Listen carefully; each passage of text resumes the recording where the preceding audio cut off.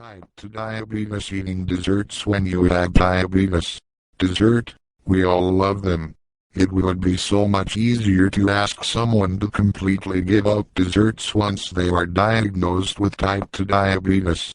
But for some, you might as well ask them to give up breathing, since desserts have that kind of hold over them. So what does a diabetic do if they aren't supposed to eat them, and yet they aren't about to give them up, either? To understand this, you first have to break down how the different groups of carbs affect your body. There are two distinct ways your blood sugar level is affected by carbs.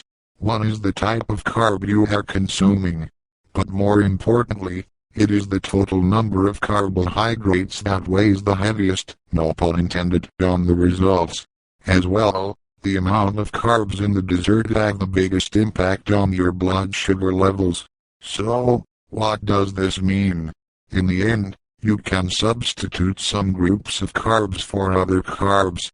While this might sound contradictory to what the public believes, it makes perfect sense. The rational thing would be to just enjoy a small portion of their favorites whenever they have the opportunity.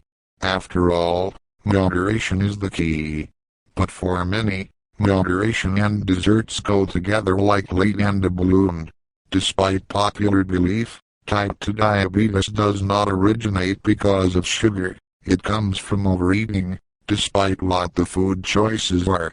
A person can just as easily be overweight from eating steak or ham continuously, as they would be from desserts. If they are overeating and not exercising properly, then the body will end up with the same results.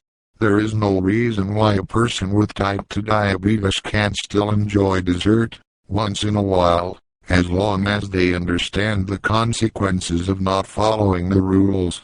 The rules being they have to eat a balanced meal beforehand, the portion has to be reasonable for a type 2 diabetic, and they stop at one portion.